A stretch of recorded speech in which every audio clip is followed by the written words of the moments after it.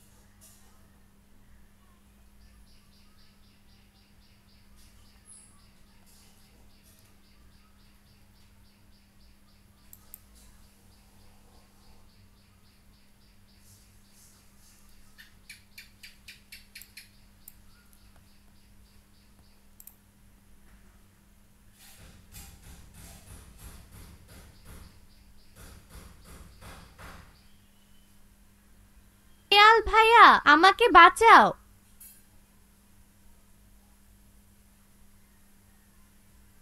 তোমাকে বাঁচাবো আমরা? এতদিন তোমার অত্যাচারে আমরা কেউ বনে শান্তিতে ঘুমাতে পারিনি। তোমাকে শাস্তি দেওয়ার জন্যই তো নদীতে নিয়ে এসেছি। বনে যত প্রাণী ছিল সবাই শিয়ালের কথার প্রতিধ্বনি করে সমস্বরে বলে উঠল, ঠিক বলেছ শিয়াল ভাইয়া, আর দেখব না হাতির ছায়া। আমরা এখন মুক্ত স্বাধীন, নাচছি সবাই তাধিন তাধিন।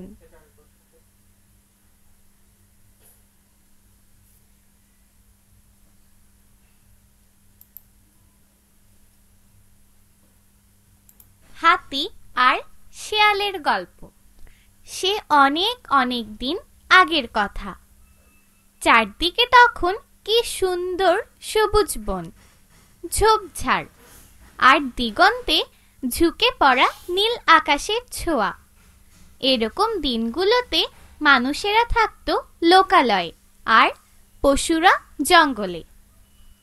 মানুষ তখন একটু একটু করে সভ্য হচ্ছে, কি করে সবার সঙ্গে মিলেমিশে থাকা যায় শিখছে সেই সব কায়দা কানুন। ওদিকে বনে বনে তখন পশুদের রাজত্ব, হাজার রকমের প্রাণী, অসংখ্য পাখপাখালি। বেশ শান্তিতেই কাটছিল বনের পাখি আর প্রাণীদের দিনগুলো। কিন্তু একদিন হলো কি, তাড়া খেয়ে মস্ত একটা হাতি এই বনে ঢুকে পড়ল। হাতিটার সে কি বিশাল শরীর, পাগুলো বট পাকুর গাছের মতো মোটা, সুর এতটাই লম্বা যে আকাশের গায়ে গিয়ে বুঝি ঠেকবে। তার গায়েও অসীম জোর। এই শরীর আর শক্তি নিয়েই তার যত অহংকার, মেজাজটাও দারুণ তিরিক্ষি। শব্দগুলো পাঠ থেকে খুঁজে বের করি, অর্থ বলি। যুক্তবর্ণগুলো দেখি, যুক্তবর্ণ দিয়ে গঠিত শব্দগুলো পড়ি ও লিখি। 3. ঘরের ভিতরের শব্দগুলো খালি জায়গায় বসিয়ে বাক্য তৈরি করি। 4. প্রশ্নগুলোর উত্তর বলি ও লিখি।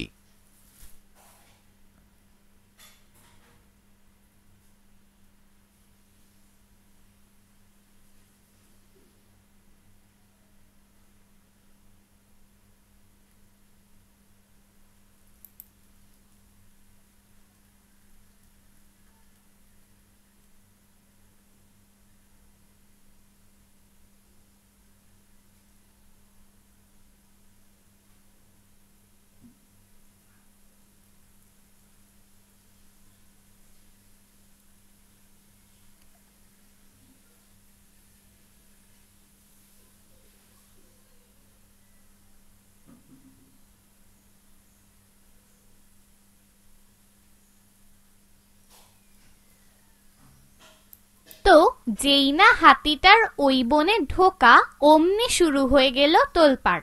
নতুন অতিথি এসেছে, সবাই স্বাগত জানাবার জন্য প্রস্তুত হচ্ছে, কিন্তু ওই দুষ্টু হাতিটার সে কি তুলকালাম কাণ্ড! খুব জোরে গলা ফাটিয়ে দিল প্রচন্ড একটা হুঙ্কার। থরথর করে কেঁপে উঠল সমস্ত বন। গাছে গাছে পরম নিশ্চিন্তে বসেছিল পাখি। তারা ভয়ে ডানা ঝাপটাতে শুরু করলো। মাটির তলায় লুকিয়ে ছিল যে ইঁদুর, গুবরে পোকার দল। তারা বুঝতে চাইলো কি এমন ঘটলো যে এমন করে কেঁপে উঠল মেদিনী। হাতিটা এমন ভাব করতে শুরু করলো সেই বুঝি বনের রাজা, গুরু গম্ভীর ভারী কি চালের কেশর দোলানো অমিত শক্তিধর সিংহ। সেও হাতিটার কাছে আসতে ভয় পায়। হালুম বাঘ মামা সেও হাতিটার ধারে কাছে ঘেঁষতে চায় না। বনের সবাই ভয়ে তটস্থ, শঙ্কিত। কখন জানি কি হয়। একবার তো কি জানি কি হয়েছে, নিরীহ একটা হরিণকে সুরে জড়িয়ে ছুঁড়ে ফেলে দিল দূরে। আরেকবার ছোট্ট একটা পিঁপড়ে পায়ের তলায় পিষে মেরে ফেললো। সেই থেকে বনের কোনো প্রাণী হাতিটার ছায়াও মারাতো না। দিনে দিনে হাতিটা হয়ে উঠল আরো অহংকারী। এই নিয়ে বনের কারো মনে শান্তি নেই। 1. যুক্তবর্ণগুলো দেখি, যুক্তবর্ণ দিয়ে গঠিত শব্দগুলো পড়ি ও লিখি। 2. শব্দগুলো পাঠ থেকে খুঁজে বের করি, অর্থ বলি।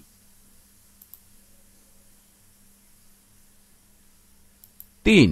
ঘরের ভিতরের শব্দগুলো খালি জায়গায় বসিয়ে বাক্য তৈরি করি। 4. প্রশ্নগুলোর উত্তর বলি ও লিখি।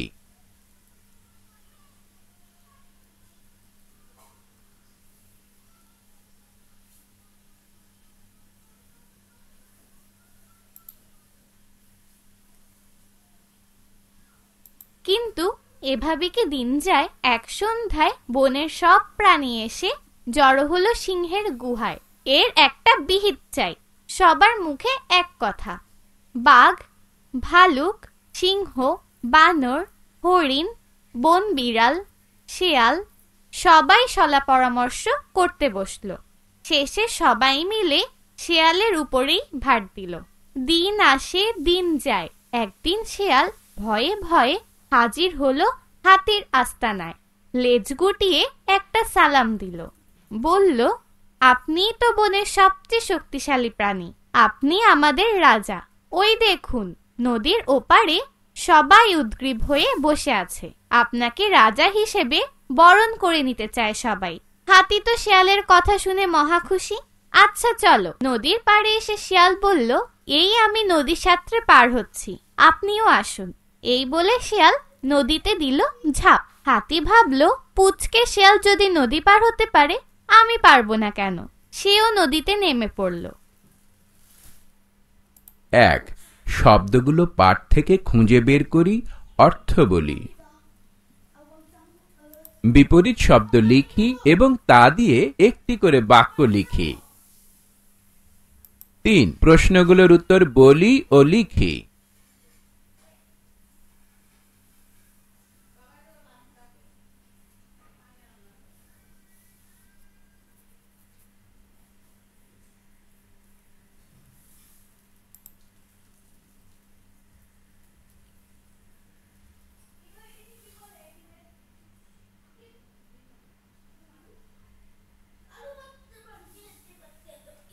কিন্তু মস্ত বড় তার শরীর, আর কি ভারী। হাতিটা নদীর পানিতে পা দিল। অমনি তার ভারী শরীর একটু একটু করে তলিয়ে যেতে থাকলো। তলিয়ে যেতে যেতে হাতি বলল, শেয়াল ভাইয়া, আমাকে বাঁচাও। শেয়াল ততক্ষণে নদী পার হয়ে তীরে উঠে এসেছে। বনের সমস্ত প্রাণী তার পেছনে এসে দাঁড়ালো। শেয়াল হাতিকে বলল, তোমাকে বাঁচাবো আমরা? এতদিন তোমার অত্যাচারে আমরা কেউ বনে শান্তিতে ঘুমাতে পারিনি।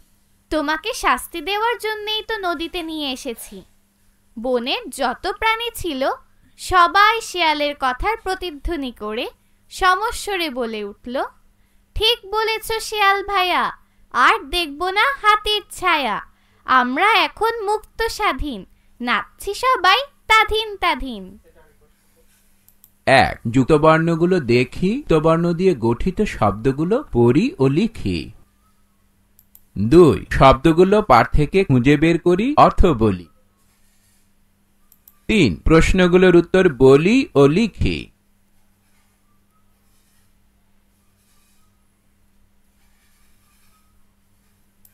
অনুশীলনী 1, শব্দগুলো পাঠ থেকে খুঁজে বের করি, অর্থ বলি। দিগন্ত, অহংকার, তিরিক্ষি, তুলকালাম কাণ্ড, হুঙ্কার, মেদিনী, তটস্থ, শঙ্কিত, শক্তিধর, আস্তানা, উদ্গ্রীব, সমস্বরে। 2, ঘরের ভিতরের শব্দগুলো খালি জায়গায় বসিয়ে বাক্য তৈরি করি। দিগন্তের, অহংকার, তিরিক্ষি, তুলকালাম কাণ্ড, হুঙ্কার, মেদিনী, তটস্থ, শঙ্কিত।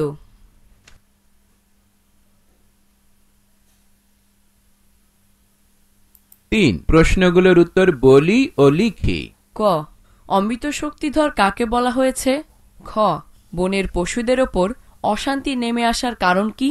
গ, গল্পে মুক্ত স্বাধীন বলতে কি বোঝানো হয়েছে? ঘ, শেয়াল হাতিকে শাস্তি না দিলে বনের পশু পাখিদের কি হতো ব্যাখ্যা করো। উ, হাতির এই শাস্তির জন্য তার চরিত্রের কোন বিষয়গুলি দায়ী বলে তুমি মনে করো? চ, মানুষ যখন সভ্য হচ্ছে তখন মিলেমিশে থাকার প্রয়োজনীয়তা দেখা দিল কেন? ছ, সবাই মিলে শিয়ালকে দায়িত্ব দিল কেন? জ, শিয়াল কিভাবে বনের পশু পাখিকে রক্ষা করলো? ঝ, অহংকারী ও অত্যাচারীর পরিণাম শেষ পর্যন্ত কি হয়? 4, বিপরীত শব্দ জেনে নি, ফাঁকা ঘরে ঠিক শব্দ বসিয়ে বাক্য তৈরি করি। 5, ঠিক উত্তরটিতে টিক চিহ্ন দিই। ক, বনের সব প্রাণী কার কাছে এসে জড়ো হলো? খ, কার জন্য বনে আবার শান্তি ফিরে আসলো? গ, হাতির অত্যাচার থেকে বাঁচার জন্য কেন শিয়ালকে দায়িত্ব দেয়া হলো? ঘ, হাতির করুণ পরিণতির জন্য দায়ী কোনটি? ঙ, হাতিকে বাঁচানোর জন্য কেউ এগিয়ে এলো না কেন? 7, নিচের শব্দগুলোর কোনটি কোন পদ লিখি। দুষ্টু, হাতি, বুদ্ধিমান এবং আমি চাই। 9, কর্ম অনুশীলন। একটি গল্প লেখার চেষ্টা করি। প্রথমে শিক্ষকের সহায়তায় 2-3টি সাদা কাগজ নিই। সেগুলোকে একটি ভাঁজ করে নোটবুকের মতো তৈরি করি। এখন প্রত্যেকটি কাগজের এক পাশে নিচের দিকের অর্ধেক থেকে গল্প লেখা শুরু করি, আর উপরের অর্ধেকে নিজের খুশি মতো ছবি আঁকি। লেখার শেষে উপরে একটি কভার পৃষ্ঠা যোগ করি। সে পৃষ্ঠায় গল্পের একটি নাম দিই ও লিখি। নিজের নাম লিখি এবং ইচ্ছামতো ছবি আঁকি। এভাবে নিজের লেখা একটি গল্পের বই তৈরি করি।